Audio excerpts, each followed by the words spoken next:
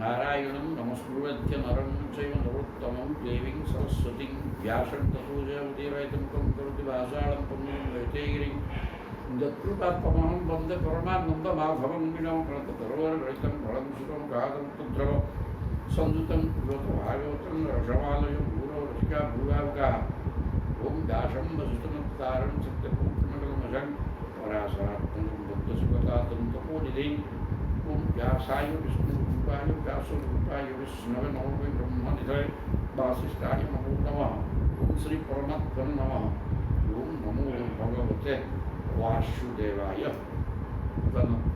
एकादश स्कंध अध्याय 3 ऋषभंकर 9 पुत्र ब्रह्मज्ञानी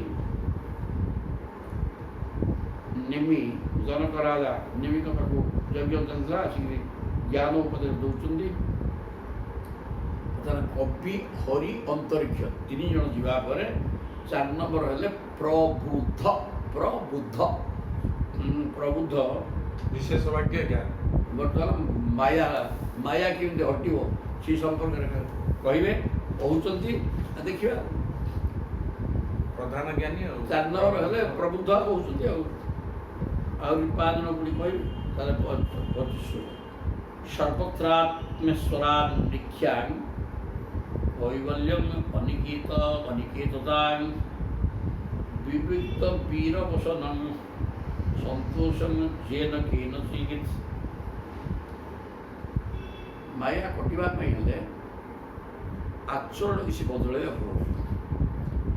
अनेक आचरण इमती कर बोली कहसी बर्तमान देखिए आ कौन कह सर्वत्र आत्मेश्वरान स्वरान अन्निख्यान एकमात्र आत्मा आत्मा सर्वत्र व्याप्त सबु भितर जीवात्मा स्वरूप प्रभु अच्छा वासुदेव सर्वम सर्वत्र आत्मा ईश्वरा अन्निख्या सबु भितर आत्म जीवात्मा स्वरूप ईश्वर अच्छा यहाँ को अन्निख्या या अनुभव कर चिंतन कर प्रकार देख सब देख प्रत्येक भीतर भगवत सत्ता अच्छे तेणु क्या असम्मान करनी क्या मन में कष्ट दियोनि क्या दुख देवार व्यवस्था करनी उल्टी दुख पड़ा व्यक्ति की सुख प्रदान कर कैवल्यम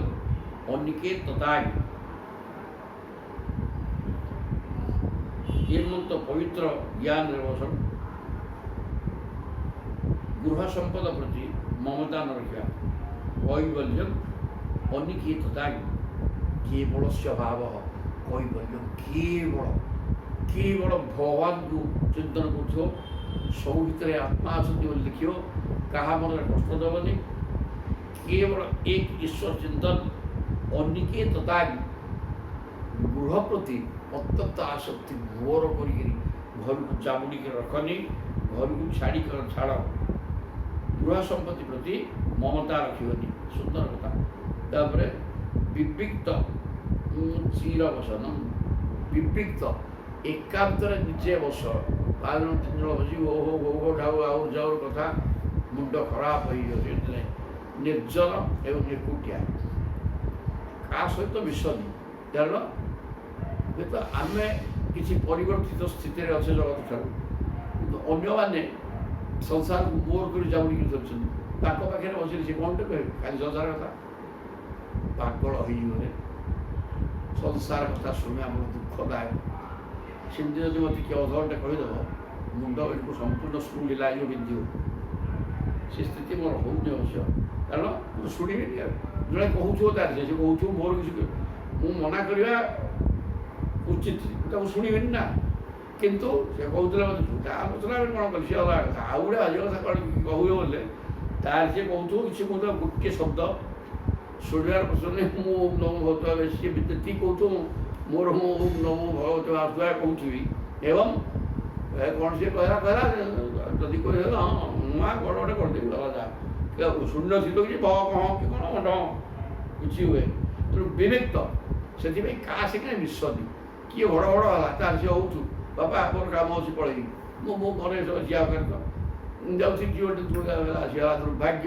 ଇଏ ଅଟେ ମୋର ଯେତେବେଳେ କଥା କହିବାକୁ ଆରମ୍ଭ କଲେ ବାପା ପଛ ଆଡ଼ୁ ବାହାରି ପଡ଼ିବ ମୁଁ ଚାଲିଲି ଏମିତି ବଞ୍ଚେଇଛି ଦୌଡ଼ିକି ଏଇଟା ବିଲକୁଲ ଠିକ୍ କଥା ଅଯଥା କାହିଁ ସମୟ ନଷ୍ଟ କରିବ ସେ କ'ଣ ଗୋଟେ କହିବ ତାର ଅର୍ଥ କିଛି ନାହିଁ ତାକୁ ମୁଣ୍ଡରେ ଭର୍ତ୍ତି କରିବା ଭୁଲ କାରଣ ମୁଣ୍ଡ ଆମ ମୁଣ୍ଡ ପ୍ରଭୁକୁ ଧରିକି ରେଡ଼ି ହେଇକି ଅଛି ସେଗୁଡ଼ାକ ପଶିଗଲେ ଏ ପ୍ରଭୁ ଆଡ଼େ ହେଇଯିବ ଦୌଡ଼ିକି ପଳେଇବେ ଏବଂ ତୁମେ ପୁଣି ସେ ସ୍ଥିତିକି ଆସିବାକୁ ସମୟ ଲାଗିବ ଛାଡ଼ ବିବିକ୍ତ ତୁମେ ଏକୁଟିଆ ନିର୍ଜନ ସ୍ଥାନରେ ନିଜ କଥା କର କେହି କାହା ଭିତରେ ପଡ଼ିବେନି ତେଣୁ ବିବିକ୍ତ ସବୁ ଏଇ ପ୍ରକାର ଯେଉଁ ଗୁଣ କେମିତି ଆଚରଣ କଲେ ଭଗବାନ ମିଳିବ ମାୟାକୁ ଛାଡ଼ିପାରିବ ଆଉ ମାୟା ଛାଡ଼ିଲେ ତ ଭଗବାନ ଆସିଲେ କ'ଣ ଏମିତି କେତେ କଥା କହିସାରିଲି କି ଗୋଟିଏ ଶ୍ଳୋକରେ ଜଣା 10 ଲାଖ କଥା କହୁଛି ଏମିତି କର କଲେ କି ମାୟା ଛାଡ଼ିବ ମାୟା ପଳେଇବ ମନକୁ ଚିରବସନମ୍ ବସ୍ତ୍ର କ'ଣ ଖଣ୍ଡେ ପିନ୍ଧିବ ଆଉ କ'ଣ ଚିରବସନରେ ଚିରା ଫଟା ନୁହଁ ଭଲ ଲୁଗାଟେ ପିନ୍ଧିବ ଖଣ୍ଡେ କ'ଣ ପିନ୍ଧି ପକେଇବ ଆଉ ଏତିକି ଟଙ୍କିଆ ପ୍ୟାଣ୍ଟ ହେଲା ପାଟୁଟେ ହେଲେ ପିନ୍ଧିବା କିଛି ଦରକାର ନାହିଁ ନିବାରଣ ଦରକାର ଆପଣ ଏଠି ଗାମୁଛାଟେ ପିନ୍ଧିକି ଏଠି ଯେତେ କୋଟି ସମ୍ପତ୍ତି ଥିଲେ ମଧ୍ୟ ଗାମୁଛା 3000 ଗାମୁଛାରେ ମରା ହେଇଥିବ ସେ ସବୁ ଛାଡ଼ ଅଧା ଲଙ୍ଗଳା ଭଳିଆ ତେଣୁ ସେଇଗୁଡ଼ାକ ନୁହଁ ଲୁଗା ଖଣ୍ଡେ ସେ କଷା ବାଡ଼ିକି ଠିକ୍ରେ ବାଗିକି ପିନ୍ଧିବ କାମ ସରିଲା ଆଉ ସେଇଟା ଦାମିକା ପୋଷଣ ସେଗୁଡ଼ା ଚିନ୍ତା କରୁନି ଗୋଟେ କ'ଣ ପିନ୍ଧ ବସ୍ତ୍ର ପ୍ରତି ଏମିତି ଗୋଟେ ହେଲେ ହଉ ସେଠି ସେଗୁଡ଼ା ଚିନ୍ତା କରନ୍ତି କ'ଣ ଗୋଟେ ପିନ୍ଧିବାକୁ ଏକୁଟିଆ ନିର୍ଜନ ସ୍ଥାନରେ ବସ କାହା ସାଙ୍ଗେ ମିଶନି ସନ୍ତୋଷ ଗୋଟେ ଛୋଟିଆ ଗୁଣ ନୁହଁ ସନ୍ତୋଷ ଏବ ପୁରୁଷସ୍ୟ ଆମକୁ ଯେ ପରମ ନିଧାନ ସନ୍ତୁଷ୍ଟିଟା ହେଉଛି ଗୋଟେ ସବୁଠାରୁ ବଢ଼ିଆ ଗୁଣ ଯେତିକି ମୋତେ ମିଳିଲା ଯଥେଷ୍ଟ ସେ ହିଁ ମୋର ପ୍ରାପ୍ୟ ମୋର ହକ୍ ଏବଂ ତାହା ଭଗବାନ ଦେଇଦେଇଛନ୍ତି ଏମନ୍ତ ଚିନ୍ତା କରି ତାଠୁ ଅଧିକା ପାଇବା କେବେ ବି ଚିନ୍ତା କରୁନି ତା ନା ସନ୍ତୋଷ ଜଣେ ଖାଇବାକୁ ନାହିଁ ଧ୍ୟାନ ଦେଇ ଗଲେ ଗଣ୍ଡେ ଖାଇବ ପିନ୍ଧିବାକୁ ନାହିଁ ଅସଉଣରେ ଶୋଉଛି କିନ୍ତୁ ହଁ ଜଣେ ଖାଦ୍ୟ ସଂଗ୍ରହ କରିଦେଲା ପେଟେ ପକାଇଦେଲା ଆରାମ ତାର ଆଉ ଚିନ୍ତା ନାହିଁ କୁକୁରଟି ଖାଇବାକୁ ନାହିଁ ନଥାଉ ଖାଇସାରିଲେଣି ତ ଥିଲା ଜୟ ନଥିଲା ତାର ସେ ବସିଲା କିଛି ତାର ଆବଶ୍ୟକତା ନେଇ କିଛି ଚିନ୍ତା ନାହିଁ ମୋର ଦରକାର ନେଇ କିଛି ସେ ହିଁ ଠିକ୍ ସୁଦାମା ଖାଇବାକୁ ନଥିଲା ଭିକ୍ଷା କଲେ ଖାଇବେ 4ଟା ପୁଅ ମା କିନ୍ତୁ ଜୟ ନଚଲା କରିକି ମୁଁ ଠିକ୍ରେ ଅଛି ନ ଖାଆନ୍ତୁ ଭଗବାନଙ୍କୁ ଡାକି ପାରୁଛି ଏବଂ ସେ ପ୍ରକାର ସ୍ଥିତିରେ ରହିଲେ ବି ଭଗବାନ କାହା ମାଧ୍ୟମରେ ପଠେଇଲେ ତୁମ ଘରକୁ ଖାଦ୍ୟ ଏଥିରେ କିଛି ଭୁଲ ନାହିଁ ପଠେଇଲେ এইটা ସନ୍ତୋଷରେ ରହ ଯେଉଁ ସ୍ଥିତିରେ ଯିଏ ବିକମା କଥା କିନ୍ତୁ ସନ୍ତୋଷରେ ରହ ବିକମା ହେଇଗଲେ କ'ଣ ପାଗଳ ହେଲେ ଭାଇ ଆଇକି ମରିବ ତେଣୁ ସନ୍ତୋଷ ଯାହା ଅଛି ଯେମିତି ପରିସ୍ଥିତିରେ ଆମେ ରହୁଛେ ବିକମକା ହେଇଛେ ହେଇଛି ଆଉ କ'ଣ କରିବ ଭାଗ୍ୟରେ ଯାହା ଅଛି ଆମେ କ'ଣ ପାପ କରୁଛେ ଯାହାର ଫଳ ଏଇଆ ତ ଭୋଗିବାକୁ ହବ ଆଉ ଯାହା ସାଂସାରିକ ଧରଦଣ୍ଡ ଆସୁଛି ସେଟା ମୋର କର୍ମର ଫଳ ବୋଲି ଚିନ୍ତନ କରି କାହାକୁ ଦୋଷ ଯେଉଁ ଭଗବାନଙ୍କୁ ଦୋଷ ଦେଇଦେଲେ ପ୍ରଭୁ ଦେଇଦେଲେ ଟଙ୍କା ଚୋରିକିରି ଘର ଗଲା ଆସିକି ମୁଁ କଲି ଗାଡ଼ି ମୁଁ କରୁଛି କିନ୍ତୁ ରୋଗ ପଳେଇ ଆସିଲା କ'ଣ ଗୋଟେ ଘରେ ଭୟଙ୍କର ଅଶାନ୍ତି ତେବେ ସେଗୁଡ଼ାକ କହିଲା ଯେ ଭଗବାନ ଦେଇଦେଲେ କି ଭଗବାନ କାହାକୁ ଦିଅନ୍ତି ଭଗବାନ ମଙ୍ଗଳମୟ ଯାହା କରିବେ ସବୁ ମଙ୍ଗଳ କରିବେ ଅମଙ୍ଗଳ ସ୍ପର୍ଶ କରିବ ନାହିଁ ଅମଙ୍ଗଳଟା ଆମ କର୍ମଫଳ ହେଇକିରି ଆସିବ ମଙ୍ଗଳଟା ଭଗବାନଙ୍କୁ ଲାଗିଲେ ଆସିବ ତେଣୁ ସେ ମଙ୍ଗଳମୟ ତାଙ୍କ ସହ ସମ୍ପର୍କ ରଖିଲେ ମଙ୍ଗଳ ହିଁ ମଙ୍ଗଳ କେବଳ ହେବ ଆଉ କର୍ମଫଳ ଦୁର୍ଭାଗ୍ୟଜନକ ପ୍ରାରବ୍ଧ ଭୟଙ୍କର ଆମେ ସେଟା ଜାଣୁନେ ତେଣୁ ଯେଉଁ ପରିସ୍ଥିତି ଆସୁନା କାହିଁକି ଖୁସି ଥିବ ଯେ ଯାହା ହେଇଛି ସବୁ ଠିକ୍ ଅଛି ଏଇଟା ମୋର କର୍ମର ଫଳ ଏହା ମୋତେ ଭୋଗିବାକୁ ଥିଲା ତେଣୁ ଭୋଗ କଲି କଟିଗଲା ବଢ଼ିଆ ହେଲା କେତେବେଳେ ହେଲେ ଭୋଗିଥାନ୍ତି କୁଜନ ହେଲେ ଭୋଗିଥାନ୍ତି ଜୟ ଜନ ସୁନ୍ଦର କଥା ଯେନ ସନ୍ତୋଷ ଯେନ କେହି ନଚିଛି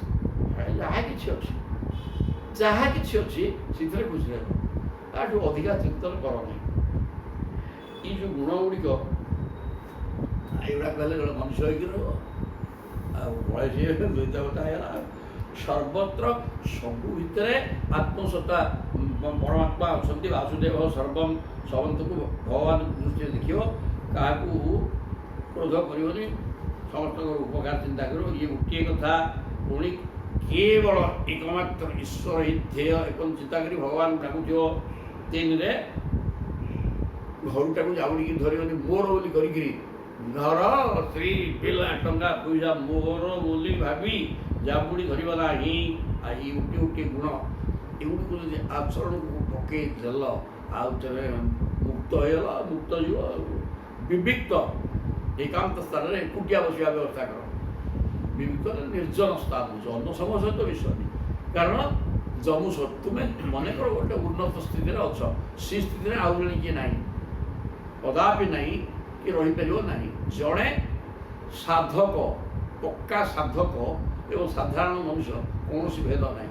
କିନ୍ତୁ ସାଧାରଣ ଭାବରେ ଦେଖିଲେ କିଛି ଭେଦ ନଥିବ, କିନ୍ତୁ ତା ବାଟେ ସେ ଠିକ୍ ଅଛି, ତା ଲାଇନ୍ ଅଲଗା, ତ କିଏ ଜାଣିପାରିବ।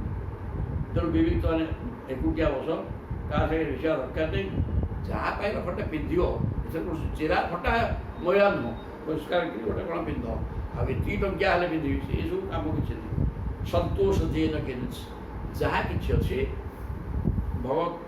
ଭଗବାନଙ୍କର ଇଚ୍ଛାରେ ହେଇଛି, ତାକୁ ଚିନ୍ତା କରି ଖୁସିରେ ରହ। ଶ୍ରଦ୍ଧାଂ ଭାଗବତେ ଶାସ୍ତ୍ରେ ନିନ୍ଦାଂ ଅନ୍ୟତ୍ର ଚାପି ଅନିନ୍ଦାଂ ମନୋବାକ୍ କର୍ମ ଦଣ୍ଡଂ চ ସତ୍ୟଂ ସମଧମାଦପି। କହିଲେ ଭଗବତ ପ୍ରାପ୍ତିର ମାର୍ଗ ଦର୍ଶାଉଥିବା ଶାସ୍ତ୍ର ଶ୍ରଦ୍ଧା ଭାଗବତେ। ଭାଗବତ କହିଲେ କ'ଣ କିରେ ନା ଭାଗବତମ୍ ଭକ୍ତ, ଭଗବତ କଥା ଯେଉଁଥିରେ କୁହାଯାଇଛି, ଭକ୍ତି କଥା ଯେଉଁଥିରେ କୁହାଯାଇଛି, ଭାଗବତ ଗୀତା ପ୍ରଭୃତି ଗ୍ରନ୍ଥ, ସେ ପ୍ରକାର ଶାସ୍ତ୍ରକୁ ଅଭ୍ୟାସ କର। ଅନ୍ୟ ଶାସ୍ତ୍ର ମୋଟେ ଛୁଅନି, ସେଟା ଦରକାର ନାହିଁ। ତାର ବାକ ଦର୍ଶନ ଯେଉଁଥିରେ ଭଗବାନଙ୍କ ବିରୁଦ୍ଧ କଥା ଲେଖା ହେଇଛି, ସେଟା ସବୁ ପାଗଳ ହେଇଯିବ। ତେଣୁ ଶ୍ରଦ୍ଧା ଭାଗବତେ ଶାସ୍ତ୍ରେ, ଯେଉଁଟା ଭକ୍ତ କଥା ଏବଂ ଭଗବାନଙ୍କ କଥା। ଭଗବାନ କେମିତି ମିଳିବେ? ଭକ୍ତ ଏବଂ ଭକ୍ତର ଆଚରଣ କ'ଣ କଲେ ଭଗବାନ ମିଳିବେ, ଏ ପ୍ରକାର ଯେଉଁ ଶାସ୍ତ୍ରରେ ଅଛି, ତାକୁ ପଢ଼। ଅନିନ୍ଦାଂ ଅନ୍ୟତ୍ର, କାହାକୁ ନିନ୍ଦା କରନି। ଆଉ ସେ ଶାସ୍ତ୍ର ପଢ଼ିବ, ଅନ୍ୟ ଶାସ୍ତ୍ର ନିନ୍ଦା କରିବ, ସେ କଥା ନୁହେଁ। ତୁମେ କେଉଁ ଧର୍ମ ଆଚରଣ କରୁଛ, ଅନ୍ୟ କାହାକୁ ବି ନିନ୍ଦା କରନି। ଯିଏ ମୁସଲମାନ ହଉ, ଖ୍ରୀଷ୍ଟିଆନ ହଉ, ଯାହା ଧର୍ମ ଅନ୍ୟାନ୍ୟ ଧର୍ମ ସବୁ ଅଛି, କିଏ କାହାକୁ ଈଶ୍ୱର ବୋଲି ଚିନ୍ତା କରି ଡାକୁଛି, ତାକୁ କିଛି ଅସୁବିଧା ନାହିଁ। ସେ ଆମ କୃଷ୍ଣ ଯା ବା ଜଗନ୍ନାଥ ଯା, ତାଙ୍କର ସିଏ ଡାକିଲା, ଅସୁବିଧା କ'ଣ? କାହାକୁ ନିନ୍ଦା କିନ୍ତୁ ଆମକୁ ଯିଏ ନିନ୍ଦା କରିବ, ଆମେ ତାକୁ ତଥାପି ଆମେ କାହାକୁ ନିନ୍ଦା କରିବାନି। କିଏ ଆମ କଥା, ଆମକୁ କିଏ ନିନ୍ଦା ବି କରୁଛି କରୁ, ତା କଥା ସିଏ ଭୋଗିବ। ଆମେ କୌଣସି ପ୍ରକାର ଧର୍ମ ଉପରେ ଆକ୍ଷେପ କରିବା ନାହିଁ। ଗଲା ମନୋବା କର୍ମ ଦଣ୍ଡଂଶ। ମନ ବାକ୍ ମାନେ ବଚନ ଓ ଶରୀରରେ ସଂଯମ। ମନ ବାକ୍ କର୍ମ, କର୍ମକୁ ଦଣ୍ଡ ଦିଅ। ଦଣ୍ଡ ମାନେ ଶାସନ କର। ମନଟା ସହରାଟା ତ ଭଲ କଥା। ଆଉ ମନମୁଖୀ ଚାଲିଲେ ଠୋ ହେଇକିରି ମରିବ, ଆଉ ବଞ୍ଚିବାର ପ୍ରଶ୍ନ। ତେଣୁ ମନ ବଚନ, କଥାଟା କିଛି କମ୍ ନୁହେଁ ମଧ୍ୟ। ମନ ବି ଭୟଙ୍କର, କଥା ଆହୁରି ଭୟଙ୍କର।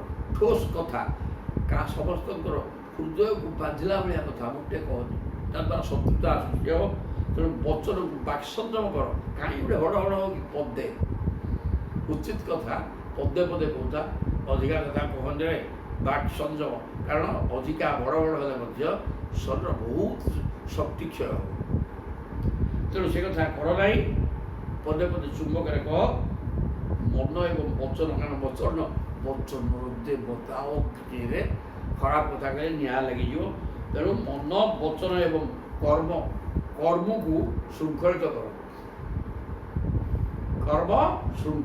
ଯଦି ଆମେ କିଛି ଭୁଲ କର୍ମ କରୁଛେ, ଆମକୁ ଶାସ୍ତ୍ର କହିଲେ ଏମିତି କରେନି, ସବୁଦିନ 10ଟା ବେଳକୁ ଉଠିବା ନା, ତାହା ହେବନି। ଶୋଇବାଟା ବେଗରେ କର, 10ଟା ବେଳକୁ ଶୁଅ ଏବଂ 5ଟାକୁ ଉଠି ଯାଇଥା। ସୂର୍ଯ୍ୟ ଉଦୟ ପୂର୍ବରୁ ଅନ୍ତତଃ ଉଠିଯା, ତାପରେ ଆଉ ଯାହା କରୁଛ। ଏଇ ଯେଉଁ କାମ, ଏଇଟା ହେଲା କର୍ମ ଶୃଙ୍ଖଳା, ତାକୁ ବି ସଂଯତ କରିବାକୁ ଦଣ୍ଡ ଦିଅ। ଅର୍ଥାତ୍ ଏମାନଙ୍କୁ ଦଣ୍ଡ କହିବାର ଅର୍ଥ, ଯଦି ତୁମେ ଏ ପ୍ରକାର ମାର୍ଗ ବିଚ୍ୟୁତ ମାର୍ଗ ହେଇକି ଚାହୁଁଛ, ସଂଯତ ହେଇଯା। ଦଣ୍ଡ ଦେଇକିରି, ମନକୁ ଦଣ୍ଡ ଦେଇକିରି ଠିକ୍ କର, ବଚନକୁ ଦଣ୍ଡ ଦେଇକିରି ଠିକ୍ କର। ଏମିତି କହିପାରିବୁ ନାହିଁ, ଚୁପ୍, ଏଇ ତ କଥା। ଆଉ କର୍ମକୁ ବି ପରିବର୍ତ୍ତନ କର। ତ ସତ୍ୟମ୍ ସମଦମ ଅପି ଏବଂ ସତ୍ୟ ତ ଭଗବାନ ସ୍ୱୟଂ ସତ କଥା କହ। ଦୁର୍ଭାଗ୍ୟ ଯେ ସଂସାରରେ ସତ ନାହିଁରେ, ଯାହାକୁ ଯିବ ଖାଲି ମିଛ କହୁଛୁ। ସବୁ କେବଳ ଯାହା ମିଛ ଦେଖିଲେ ଛାନିଆ ଲାଗୁଛି। ଧନ୍ୟ ଏଇ ସଂସାର। ଗୋଟେ ମଲାଟା ମିଛ କହିକି ମରିଗଲା,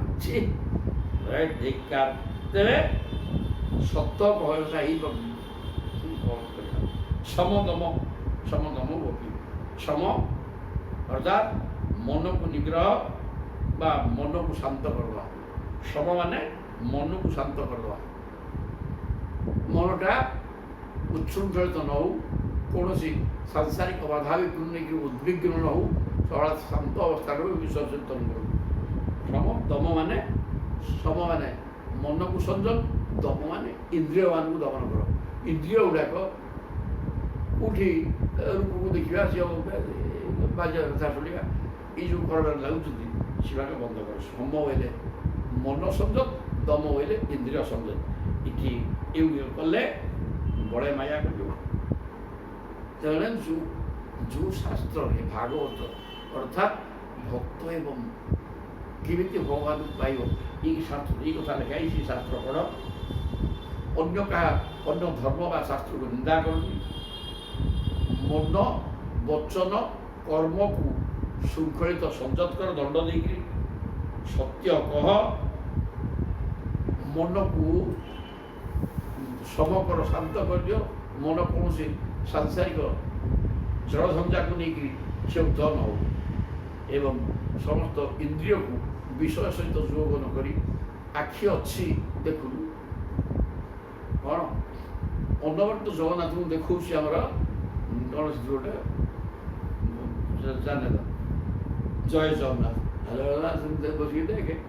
ଆଉ ସେଥିରେ ମଧ୍ୟ ଭାବପୂର୍ଣ୍ଣ ଭାବ, ସେ ଗୀତ ବୋଲିଲେ ମନ ନାଟ କରୁଛିରେ, ଆଜୁଳା ବସିକି ଶୁଣୁ, ପୁରା ପ୍ରେମ ହେଇଯିବ, କାନ୍ଦି ପକେଇବୁରେ। ଆଉ ସେମିତି ଏମିତି ସବୁ କଲେ ଜଗନ୍ନାଥଙ୍କୁ ଦେଖୁଛୁ, ତାଙ୍କ କଥା ଭୁଜ ତଳେ ମୋତେ ରଖ ମହାବାୟୁ।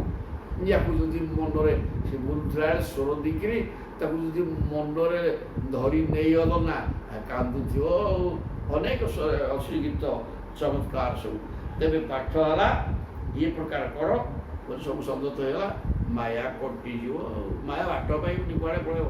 ଶ୍ରବଣଂ କୀର୍ତ୍ତନଂ ଧ୍ୟାନଂ ହରେଃ ଅଦ୍ଭୁତ କର୍ମଣଃ ଜନ୍ମ କର୍ମ ଗୁଣାନାଂ ତଦର୍ଥେ ଅଖିଳ ଚେଷ୍ଟିତମ୍। ତଦର୍ଥେ ଅଖିଳ ଚେଷ୍ଟିତମ୍। ତେଣୁ ଯାହା ଚେଷ୍ଟା କରୁଛ, ଶ୍ରବଣଂ କୀର୍ତ୍ତନଂ ଧ୍ୟାନଂ, ଏଇଟା ନବଧା ଭକ୍ତିର ଭାଷା ଅଛି।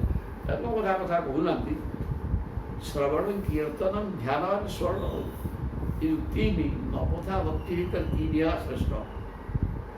ଶୁଣିବାଟା ସବୁଠାରୁ ବଡ଼ ଜିନିଷ। ଗୋଟେ ଶୁଣ,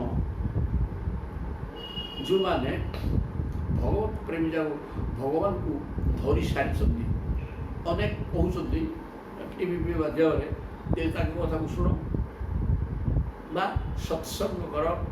ସତ୍ ଗ୍ରନ୍ଥକୁ ଜଣେ କିଏ କହିଲା, ତାକୁ ଶୁଣ। ଶ୍ରବଣମ୍, ଏ ଶ୍ରବଣ ଦ୍ୱାରା ମନ ଉପରେ ପ୍ରଭାବ ପଡ଼ିବ, ମନ ପରିବର୍ତ୍ତନ ହେବ। ପରିବର୍ତ୍ତନ ଦରକାରରେ, ବିନା ପରିବର୍ତ୍ତନରେ ଏଠି ସଂସାରରେ ଯିଏ ଯାହା କରୁଛି ସେ ସମ୍ପୂର୍ଣ୍ଣ ଛକ ଏବଂ ଶୂନ।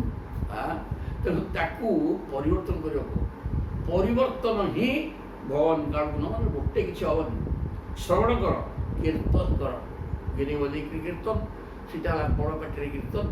ଓମ୍ ନମୋ ଭଗବତେ ବାସୁଦେବାୟ ଜପ ବି କୀର୍ତ୍ତନ ଆପଣଙ୍କ ନାଁ ନେବା ଆଉ ଇଏ ବଡ଼ ଛୋଟ ବେଟରେ ନୁହଁ ତ ସିଏ ବଡ଼ ବେଟରେ ଢୋଲ ଖେଳ ବଜେଇକି ଝାଲ ଖେଳ ବଜେଇକି ପାଟା ହେଇକି ଇଏ ମନେ ମନେ ସିଏ ବଡ଼ ବେଟରେ ଏଇ ତ କଥା ସେଟା କୀର୍ତ୍ତନ କର ମାନେ ଜପ ଆଉ ଡେଇଁମା ଦିଟା ଏକା ଜିନିଷ ଶ୍ରବଣ କୀର୍ତ୍ତନ ଧ୍ୟାନ ସ୍ମରଣ କର ପ୍ରଭୁଙ୍କୁ ଅନ୍ୟ କିଛି ବି ନାହିଁରେ ସଂସାର ସ୍ମରଣ କରିବୁ ସଂସାର ସ୍ମରଣ କରିଲେ ପାଗଳ ହୋଇଯିବ ଭଲେ କିଛି ହବନି ବାଇଆ ହେଇଯିବ କାଠ ପଥର ଭଳିଆ ପଥର ଲଦି ହେଇଯିବ ମୁଣ୍ଡରେ କେଭୂତ କି ବାକାର ହେଇଯିବ ଭଗବାନଙ୍କ କଥା ସ୍ମରଣ କରେ ତାଙ୍କ ରୂପକୁ ଦେଖୁଥା ରୂପ ଦେଖୁଛୁ ସେ ରୂପକୁ ଆଖି ବୁଝିକି ଦେଖୁଥା ଏବଂ ଓମ୍ ନମୋ ଭଗବତେ ବାସୁଦେବାୟ କହୁଥାରେ ବୋଇଲେ କିଛି ହେବନି ମନ ହାଲକା ରହିବ ଶରୀର ମନ ଯେତିକି ସୁସ୍ଥ ରହିବ ରୋଗ ବି ହେବନି ଜୟ ଜଗନ୍ନାଥ ଧ୍ୟାନ ଶ୍ରବଣମ୍ କୀର୍ତ୍ତନମ୍ ତିନିଟା କଥା କୁହାହେଲା ହରେ ଅଦ୍ଭୁତ କର୍ମ ତାଙ୍କ ନାଁ ବିଚିତ୍ର କର୍ମା ଅଦ୍ଭୁତ କର୍ମ ତାଙ୍କ କର୍ମ ଅଦ୍ଭୁତ କେହି କିଛି ବୁଝିପାରନ୍ତିନି ସେ ପ୍ରକାର ଭଗବାନଙ୍କର କର୍ମ ଶୁଣୁ ତାଙ୍କରି କର୍ମ ବା କର୍ମ ହେଲେ ଗୁଣ କର୍ମ ବା ତାଙ୍କ ନାମ କୀର୍ତ୍ତନ କରେ ଏବଂ ତାଙ୍କ ସ୍ୱରୂପକୁ ଧ୍ୟାନ କରେ ଆହୁରି ଜନ୍ମ କର୍ମ ଗୁଣା ନାଞ୍ଚ ପ୍ରଭୁଙ୍କର ଜନ୍ମ ତ ନୁହେଁ ଆବିର୍ଭାବ ହେଇକି ଯେଉଁ କର୍ମ କରୁନାହାନ୍ତି କି ଏବଂ ତାଙ୍କର ଯେଉଁ ଗୁଣ ଗୁଡ଼ାକ ସଦ୍ଗୁଣର ମାଲିକ ତ ସେ ଏଗୁଡ଼ାକ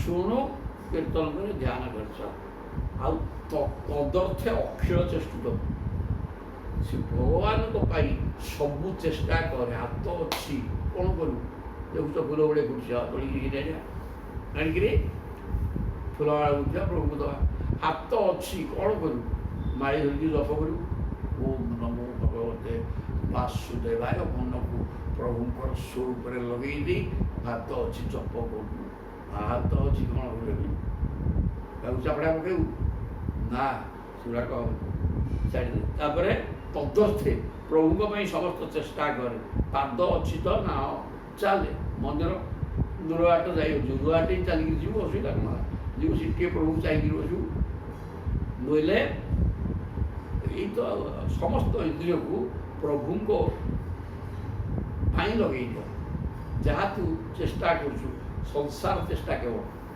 ଛାଡ଼ିଦେ ପ୍ରଭୁଙ୍କ ପାଖରେ ଲଗେଇ ଦେ କ'ଣ କଥା ଏସବୁ ମାନେ ଏ ସ୍ଥିତିରେ ବର୍ତ୍ତମାନ କଳିଯୁଗରେ ଗୋଟିଏ ନାହିଁ 100,000 ବି ଗୋଟିଏ ନଥିବେ ତେଣୁ ଏ ପ୍ରକାର ପରିବର୍ତ୍ତିତ ସ୍ଥିତିକି ନ ଗଲା ପର୍ଯ୍ୟନ୍ତ ଭଗବାନ ଯାଉନ ପାଖ ପଶିବେନି କି ମାୟା କଟିବନି ଏଗୁଡ଼ା ସବୁ ଏମିତି ଆଚରଣ କର ମାୟା ରହିବ ମାୟା ରହିବ ନାହିଁ କେମିତି ରହିବ ଜଣେ ଗୋଟେ ଜାଗାରେ ରହିବା ବି ତା ବାସସ୍ଥାନଟା ଠିକ୍ ଥିଲେ ସିଏ ରହିବ ନା ଆଉ ଏ ତ ମାୟା ଦେଖିବ ଯେଟା ଲଙ୍କାମୃତ ଧୁଆ ଯାଇଛି ମୋ ବି ଆଉ ଦୌଡ଼ିକି କୁଆଡ଼େ ପଳେଇବ ସେ ଭିତରେ ପଶିଲେ ଜୀବନ ଛାଡ଼ିବ ତାର ସିଏ ରହିବ କ'ଣ ଇଷ୍ଟମ୍ ଦତ୍ତମ୍ ତପୁ ତପ୍ ଜପ୍ତମ୍ ବୃତ୍ତମ୍ ଯଜାପ୍ତନ ପ୍ରିୟମ୍ ଦାରାନ୍ ସୁତାନ୍ ଗୃହାନ୍ ପ୍ରାଣାନ୍ ଯତ୍ ପରସ୍ମୈ ନିବେଦନମ୍ ସବୁକିଛି ପର ପାଇଁ ତ୍ୟାଗ କରିଦିଅ ଇଷ୍ଟମ୍ ଦତ୍ତମ୍ ଗୋଟେ ଇଷ୍ଟକର୍ମ ଅଛି ଗୋଟେ କୃତକର୍ମ ଅଛି ଇଷ୍ଟକର୍ମ ମାନେ ଯଜ୍ଞ କରିବା ଇଷ୍ଟି ଶବ୍ଦ ଅର୍ଥ ଯଜ୍ଞ ଇଷ୍ଟରୁ ଇଷ୍ଟି ତେଣୁ ଇଷ୍ଟକର୍ମ ମାନେ ଯଜ୍ଞ ସମ୍ଭାର ଯଜ୍ଞରେ ଯାହା ଯାହା ଲାଗିବ ସବିଧ ଘିଅ ସବୁ ଜିନିଷ ଯୋଗାଡ଼ ଯନ୍ତ୍ର କରିକିରି ଯଜ୍ଞ କର ଦତ୍ତମ୍ ଦାନ କର ବ୍ୟକ୍ତିଗତ ଭାବରେ ଖାଇବାକୁ ନ ପାଉଥିବା ବ୍ୟକ୍ତିଗତ ଖାଇବାକୁ ଦିଅ ବା ସମୂହ କଲ୍ୟାଣ ପାଇଁ କିଛି ପାଠାଗାର ବିଦ୍ୟାଳୟ ଯଦି ଗୋଟେ ବିଦ୍ୟାଳୟ ଘର ଦ୍ୱାରା କରିକି ବିଦ୍ୟାର୍ଥୀ ଦାନ ଦିଅ ରୋଗୀ ସେବା କର এই প্রকার করিকি দত্ত দান কর কিছু পয়সা ବି দিও কিছু অনাথ আশ্রম ଅଛି পয়সা দিও তাকে সে গাইকি বসন্তু দত্তম তপ তপতিথি তপ তপ তপ শব্দর অর্থ উত্তাপ বা তাତିବା ତେଣୁ ଶରୀରକୁ କଷ୍ଟ ଦେଇକିରି ଈଶ୍ୱର ଚିନ୍ତାରେ ଲାଗ ବସି ଚଉଟା ବିଠି କ'ଣ ହେଇଯିବ ତଥାପି ବସିବା ପ୍ରଚେଷ୍ଟା କରିବ ଏବଂ ଭଗବତ ଚିନ୍ତନରେ ଲାଗିବ। ତପ ଜପ୍ତମ ଜପିବା ମାଳ ଧରି ଜପ କର। ତାପରେ ବୃତ୍ତମ ଯଜାତନ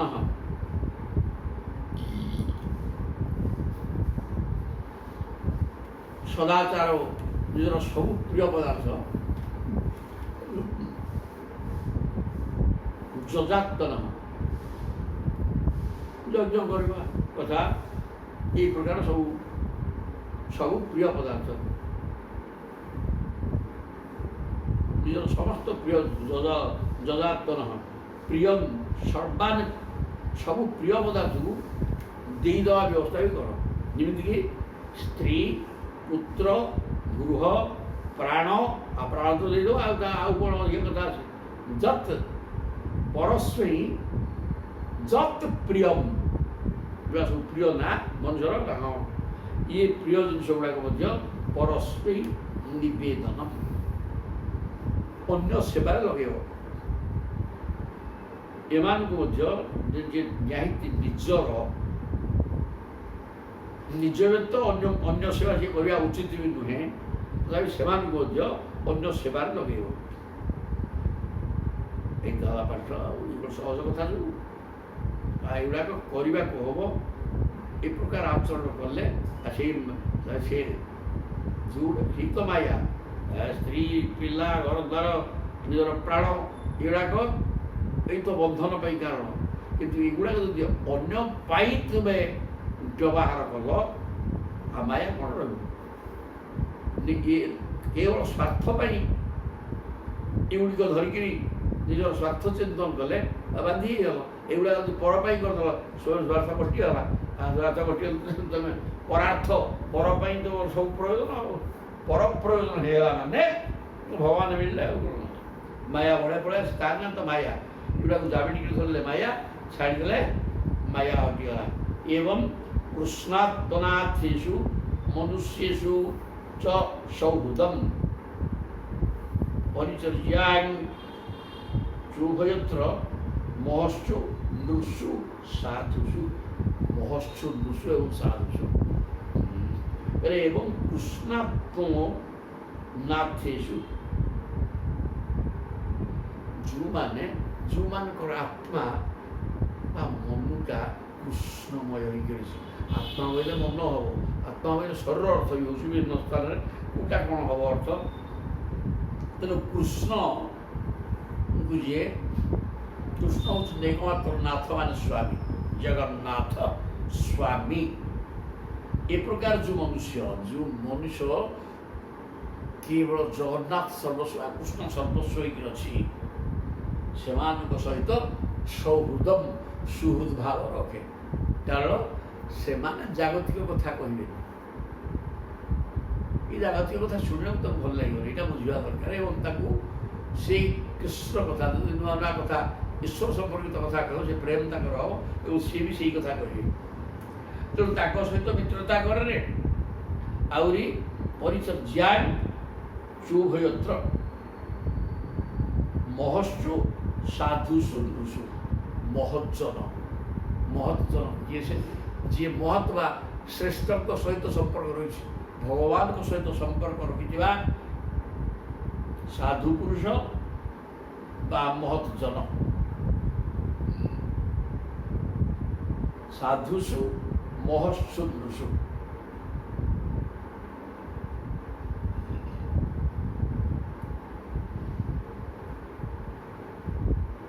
महश्चु नृषु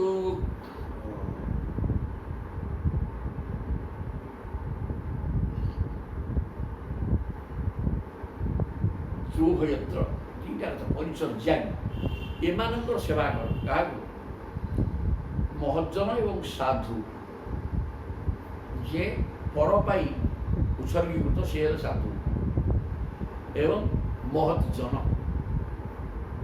भगवत सर्वस्व ये उभय को सेवा कर एवं जे कृष्ण सर्वस्व जो लोक ता सहित संपर्क रखे ବୋଇଲେ ମାୟା କଟିବ।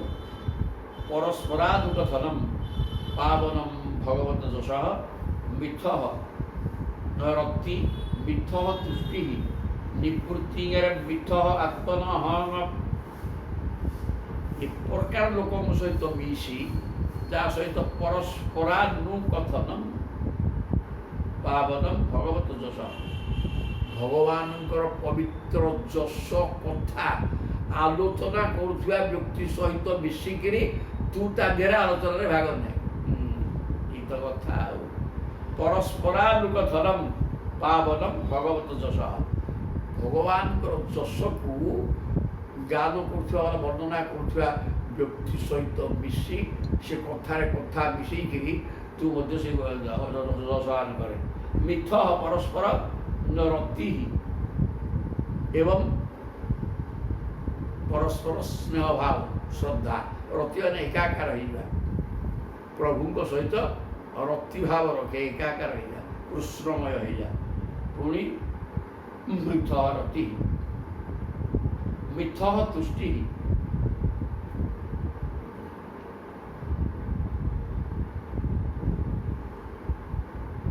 ଏପରି ସାଧକମାନେ ଏକତ୍ର ହୋଇ ପରସ୍ପର ମଧ୍ୟରେ ପ୍ରେମ ଭାବ ରଖି ତଥା ସକଳ ପ୍ରକାର ପ୍ରସନ୍ନ ରହି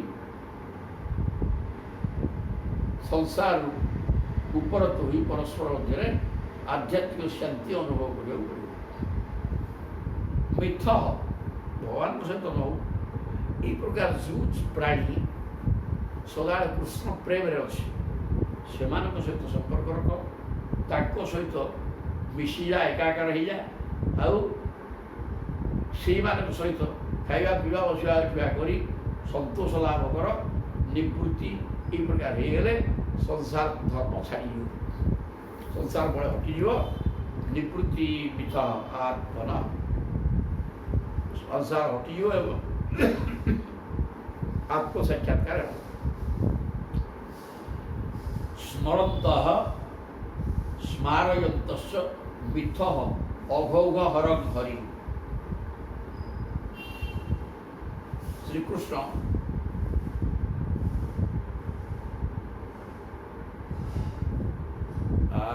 ସ୍ମରନ୍ତ ସ୍ମାରୟନ୍ତଶ୍ଚ ମିଥଃ ଅଘୌଘ ହରଂ ହରି। ପାଠ ଭକ୍ତ୍ୟା ସଞ୍ଜାତୟା ଭକ୍ତ୍ୟା ବିଭ୍ରତ୍ୟୁତ ପୁଲକାଂ ତନୁ। କହିଲେ ଭଗବାନ ଜବରଦସ୍ତ ଆସିବେ କହିଲେ ସ୍ମରନ୍ତ ସ୍ମାରୟନ୍ତଶ୍ଚ ମିଥଃ ଅଘୌଘ ହରଂ ହରି। ଅଘ ମାନେ ପାପ, ଔଘ ମାନେ ସମୂହ। ପାପ ସମୂହକୁ ହରଣ କରିବାର କ୍ଷମତା ଥିବା ହରି ବା ଶ୍ରୀକୃଷ୍ଣଙ୍କୁ ସ୍ମରଣ କର। ଅନ୍ୟକୁ ପ୍ରେରଣା ଦିଅ, ତୁ ବି ସ୍ମରଣ କରରେ। ଯଦି କିଛି ଚାହୁଁଛୁ ୟାକୁ ଅନ୍ୟକୁ ମାନେ ସଂସାର ବଦ୍ଧ ଯିବ, ତାକୁ ସେମିତି ଗୋଟେ କହିବନି, ବାଡ଼େଇ ପକେଇବି। ତୋର ତୁ କ'ଣ କରୁଛୁ କର, ତୋତେ ଆମର କ'ଣ ମିଳେ? ଯିଏ ମନେକର ଆମେ ଭାଗବତ ପଢ଼ୁଛେ, ତା ବାରଟା ଆକୃଷ୍ଟ ହେଇକି ଆସୁଛନ୍ତି, ସେମାନଙ୍କୁ ଏ ପ୍ରକାର କଥା କହିଲେ ସେଟା ଚଳିବ। କିନ୍ତୁ ଅନ୍ୟମାନଙ୍କୁ କହିପାରିବା କୁହାଯାଇପାରିବ, ଅନ୍ୟମାନଙ୍କୁ ନୁହେଁ। ନିଜେ ସ୍ମରଣ କର ଭଗବାନଙ୍କୁ, ଅନ୍ୟମାନଙ୍କୁ ସ୍ମରଣ କରିବା ପାଇଁ ପ୍ରେରଣା ଦିଅ। ମିଥ ଅଘୌଘ ହରଂ ହରି। ଏବଂ 5 ଜଣ 3 ଜଣ ବସିକିରି ମଧ୍ୟ ଅଘମାନେ ପାପ ସବୁକୁ ବିନାଶ କରିବାର କ୍ଷମତା ଥିବା ଭଗବାନ ଶ୍ରୀକୃଷ୍ଣଙ୍କ କଥାକୁ ଆଲୋଚନା କର। ନିଜେ ସ୍ମରଣ କର, ଅନ୍ୟକୁ ସ୍ମରଣ କରିବା ବାଟ କରା। ଭକ୍ତ୍ୟା ସଞ୍ଜାତୟା ଭକ୍ତ୍ୟା ଭକ୍ତ୍ୟା ବିଭ୍ରତ ସଞ୍ଜାତୟା ଭକ୍ତ୍ୟା। এই ପ୍ରକାର ସବୁ କର୍ମ କଲେ ଭକ୍ତି ପ୍ରଭୁ ଭଗବାନଙ୍କର ଚରଣାର ବିନ୍ଦୁରେ ଭକ୍ତି ହେବ ପରେ ତୁ ବୁଝିବ ଯେତେବେଳେ ଭକ୍ତି ଜିନିଷଟା ହେଲା କିଛି ଆମର ମାଗିବାର ନାହିଁ। ଓଲଟି ପ୍ରଭୁଙ୍କୁ କହିବା, ପ୍ରଭୁ ଯଥେଷ୍ଟ ଦେଇଛନ୍ତି, ସଂସାର ସବୁ ଯାହା ଦେଇଛନ୍ତି ସବୁ ଯଥେଷ୍ଟ, ସବୁ ଅଛି ମୋର, ସଂସାର ମୋତେ କିଛି ଦରକାର ନାହିଁ, କିନ୍ତୁ ଆପଣ ମୋତେ ଦରକାର। ସଦା ସର୍ବଦା ଜପ କରିବ, ଧ୍ୟାନ କରିବ, ପ୍ରଭୁ ସ୍ମରଣ କରିବ ସଦାବେଳେ ନିତ୍ୟ ଅପ୍ରତିହତ ଭାବରେ ଈଶ୍ୱର ଚିନ୍ତନ କର।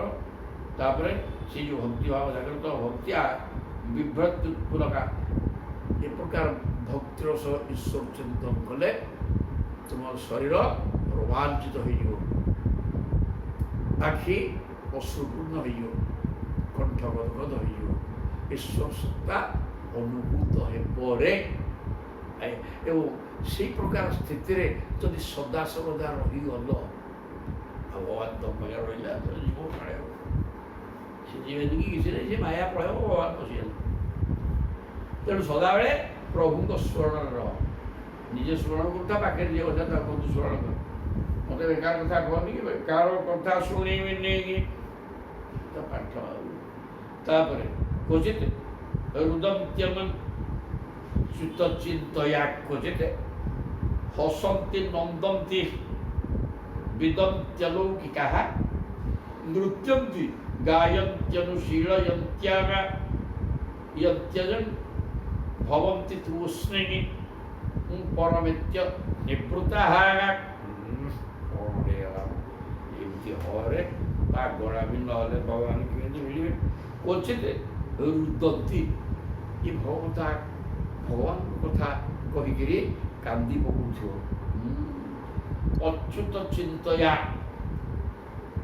भगवान चिंतन करी क्वचित हसंती अंतिम बश्च ईश्वर चिंतन करी भागवत कथा कि इन दिन सब कहुई से मन मन भावुथ्यो भाविकी मन मन हसुथ्यो लोक कि पाखे नहीं यहीटा है पाठ आउर जाऊर कथा गो गो करते शुणते कहीं इच्छा हम तेणु सदा सर्वदा प्रभु को चिंतन क्रंदन कर आउ कौन कर प्रभु को चिंता करके ना विविक्त एकांत बसवा कथा कहुई बस किसी कौन टे कर घर चिंता से गीता भागवत तत्व कथा को विचार कर अर्थ कर कि कथा लिखा ये सुंदर जिनस एमत चिंतन परिणाम मने मने हसुथ्य कांदुथ्य नंदंती आनंद अनुभव कर बदंती अलौकिका प्रभुंर अलौकिक कथा को कहूथ्य नृत्यंती कीर्तन करके नाटक करमती आम हरिबोल चैतन्य भगवान गायंती अनुशीलयंत्य गायंती गान कर नाटक कर अनुशीलयंत्य अनुशीलन करवा आम ये कौन गुड़े पढ़ी देले ये से पलैला ये छाड़ देकर आसा कथा न ये जिनस को मन भर धरिकी या बारंबार चिंतन कर चलवा बोले भगवान सीना धरी हम ये रही से बाहर कि आउे आम जो कथा किसी हम तापर कहते ये जिनस है कौन जहाँ भागवत कहते से प्रकार आचरण कर तद भिन्न आचरण कले प्रभु मिले भवंती तुश्री ये प्रकार कांदा हसवा गीत बोलवा नाटक करवा ये प्रकार कर सरवा हाजिया होपर तुश्री नीरव बस परमेत्य निवृत्ति निवृत्ति एमती संसार निवृत्ति हो चित्ते गोविंद नाम स्वरे रुदन करे उच्च स्वरे क्षणे हसई क्षणे कांदे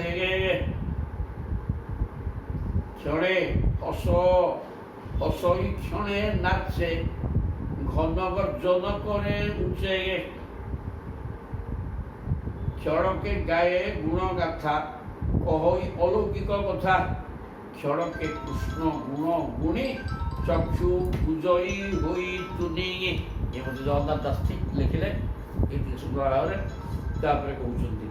कहते भागवतां धर्मान शिक्षण भक्त्या तदुत्थया नारायण परु माया अंजह करती दुस्तरा माया किमिन तरिव ये कथा कहीदे हसे का ये प्रकार करे कीर्तन कर रुदंड कीर्तन चैतन्य भाया नीरव चुपचाप बसी जा ये प्रकार कले हम अनेक कथा कही सारे परिवर्तन दरकार इति भागवता धर्मान आउ कहूनी ये भागवत धर्म यार ना भागवत धर्म भगवान को पाइबार मार्ग भागवत ୟାକୁ ଟିକେ ଆଚରଣ କରିବାକୁ ଶୁଣିଲେ ହେବନି କି ଶୁଣିକିରି ଏ କାନରେ ବସିକି ସିଆଡ଼େ କହିଲେଣି ସେ କଥା ପ୍ରତ୍ୟେକ କଥାକୁ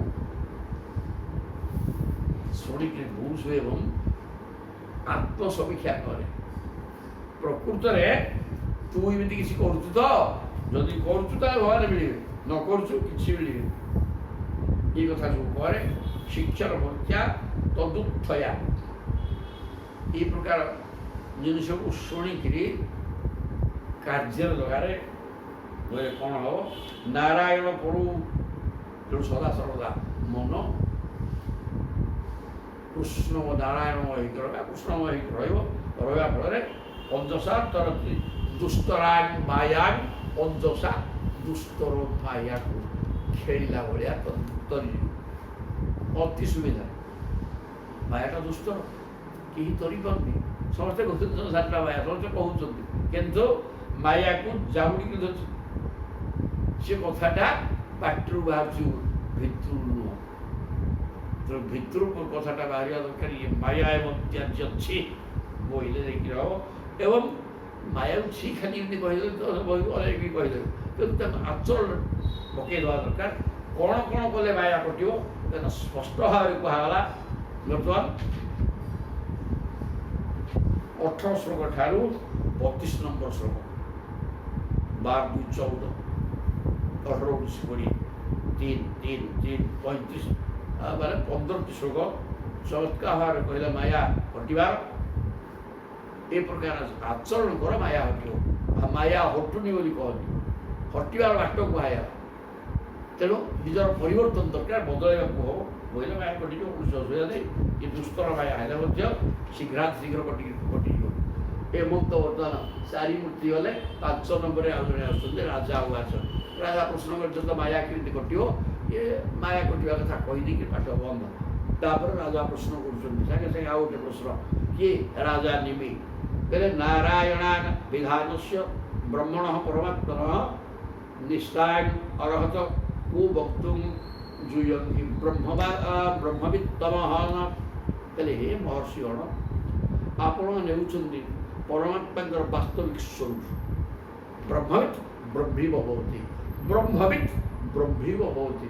ଯେ ବ୍ରହ୍ମବେତ୍ତା, ବ୍ରହ୍ମକୁ ଜାଣିଛି, ସେ ବ୍ରହ୍ମଦା ସେ ସେଇଆ କି ନାହିଁ। ତେଣୁ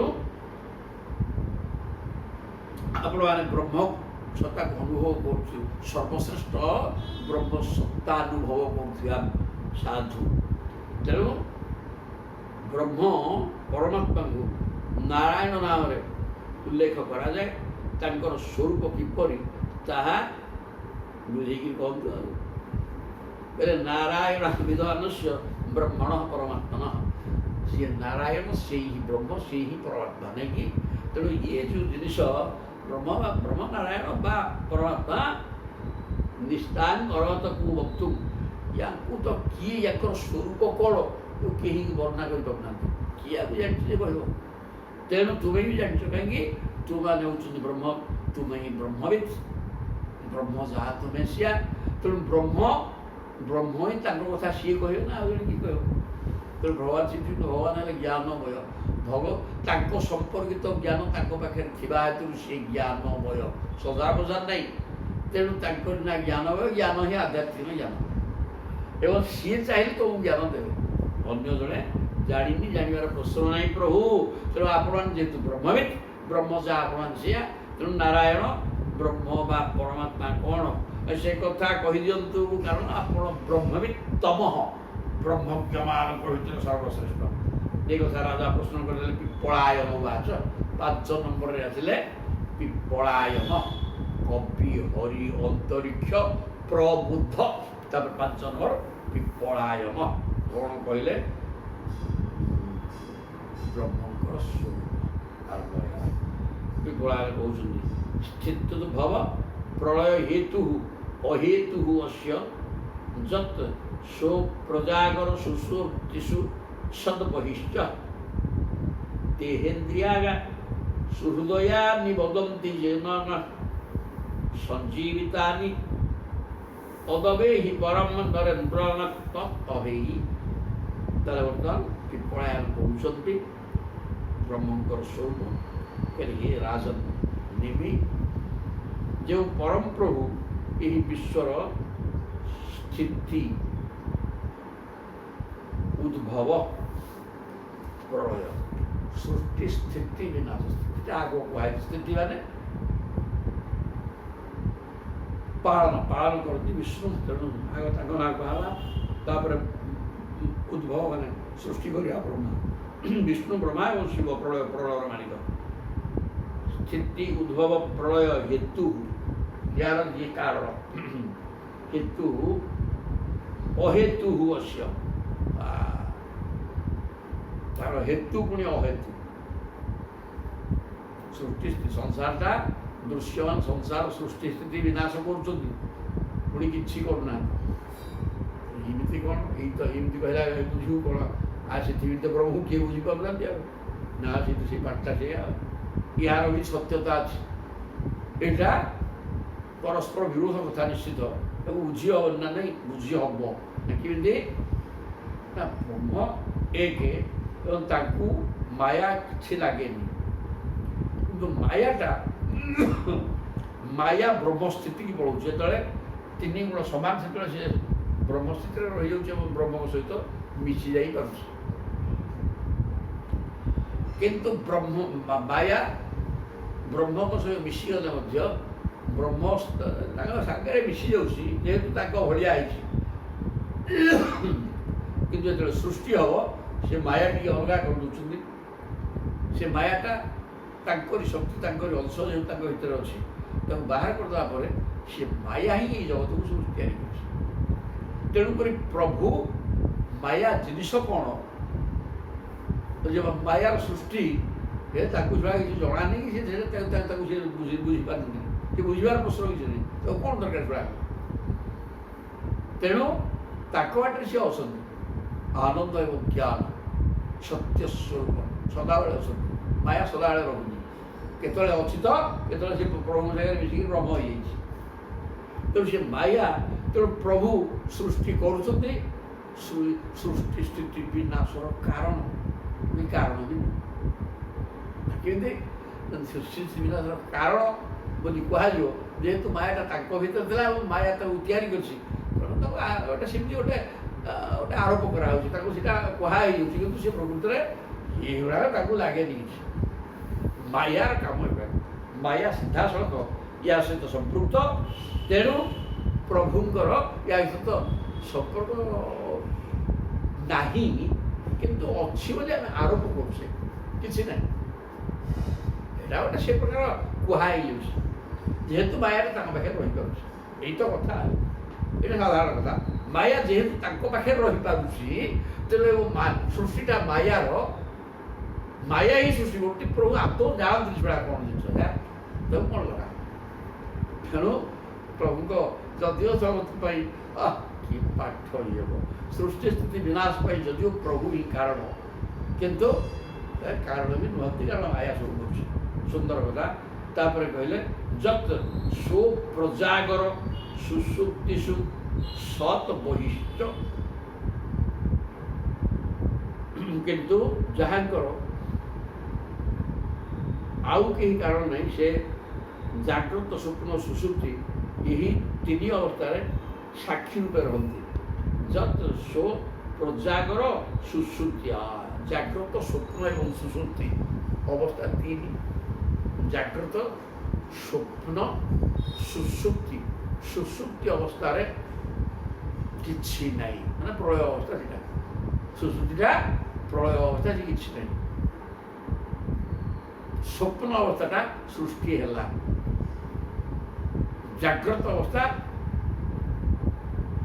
माया को बुझा अवस्था माया सुसुप्ति अवस्था शांत किसी नहीं तापर सृष्टि है स्वप्न अवस्था स्वप्न जहाँ सृष्टि आसी आए स्वप्न भाया मिथ्या हो जगत तेणु जगतटा जगत स्वप्नावस्था प्रभुंर आउ जागृत अवस्था है ब्रह्म ब्रह्म को चिन्हवा ये माइक जीव गुड़ाक ब्रह्म को चिन्हीगले माया को हटे दी पारे तेणु जागृत अवस्थाटा हूँ जागृत माने এই ମଣିଷଗୁଡ଼ା କ'ଣ ଶୋଇଯାଇଛନ୍ତି ସବୁ ନା ବିଲକୁଲ ନିଦରେ ଶୋଇଯାଇଛନ୍ତି। ସେ ତ ବୁଲୁଛନ୍ତି ଖେଳୁଛନ୍ତି ଖାଉଛନ୍ତି ସବୁ ସେ ହେଲେ ମଧ୍ୟ ସେ ସଂସାରକୁ ଦେଖୁଛନ୍ତି। ଯେ ସଂସାରକୁ ଦେଖେ ସିଏ ଜାଗ୍ରତ ଥିଲେ ମଧ୍ୟ ଶୋଇଛିରେ ସା କଥା କାହିଁକି ଶୋଇଛି ତାକୁ ଜ୍ଞାନ ବୁଦ୍ଧି ସବୁ ଦିଆଯାଇଛି ଭଗବାନଙ୍କୁ ଚିହ୍ନିବା ବିଷୟରେ ସିଏ କରିପାରୁନି। ତେଣୁ ତାକୁ ହିଁ ଜାଗ୍ରତ ପୁରୁଷ କୁହାଯିବ ଯିଏ ଭଗବାନଙ୍କୁ ଚିହ୍ନି ପକେଇଲା ଈଶ୍ୱର ପାଇକି। ଆଉ ଯିଏ ତାହା କରିପାରୁନି ସଂସାର କର୍ମରେ ଲିପ୍ତ ରହୁଛି କି ପାଠ କ'ଣ ସବୁ କୁହାହେଲା ଏଇ ତ ପାଠ ଆଉ କିଏ କହୁଛି କ'ଣ କେମିତି ହେଉଛି ଜୟ ଜଗନ୍ନାଥ ପୁରା ପ୍ରେମ ନାଇଁ କ'ଣ ହେଲା ମ ତାମାନେ କିଛି ନାହିଁ। ଏଇଠି ତିନିଟା ସ୍ଥିତି ସେ ପ୍ରଭୁଙ୍କ ସ୍ଥିତିଟା ହେଲା ଯେ ସୁଷୁପ୍ତିଟା ପ୍ରଳୟ ତିନିଟା ଖାପ ଖାଉଛି କେମିତି ଜାଗ୍ରତ ସ୍ୱପ୍ନ ସୁଷୁପ୍ତି ଏବଂ ସ୍ୱପ୍ନ ହେଉଛି ସୃଷ୍ଟି ହେବା ଏବଂ ସୃଷ୍ଟିରୁ ମୁକ୍ତି ପାଇଁ ବ୍ୟବସ୍ଥା କରିବା ଦରକାର ଜାଗ୍ରତ ଅବସ୍ଥା। ଲୋକଗୁଡ଼ା ଖାଇ ପିଇକି ବୁଲୁଛନ୍ତି ଖେଳୁଛନ୍ତି ସବୁ କରୁଛନ୍ତି କିନ୍ତୁ ସେ ଜାଗ୍ରତ ନୁହନ୍ତି ତା ନାଁ ବି ଶୋଇବା। କାହିଁକି ନା ତାକୁ ବୁଦ୍ଧି ଜ୍ଞାନ ଦିଆଯାଇଛି ସଂସାରକୁ ଚିହ୍ନିବା ଭଗବାନଙ୍କୁ ଚିହ୍ନିବା। ଯେ ଭଗବାନଙ୍କୁ ଚିହ୍ନିଲା ଭଗବାନଙ୍କୁ ଯିଏ ଚିହ୍ନିଲା ସିଏ ହେଲା ଜାଗ୍ରତ ଅନ୍ୟମାନେ ଶୋଇଛନ୍ତି। ଏଇଟା ହେଲା ପାଠ ପାଠ। ତାପରେ କ'ଣ କହିଲେ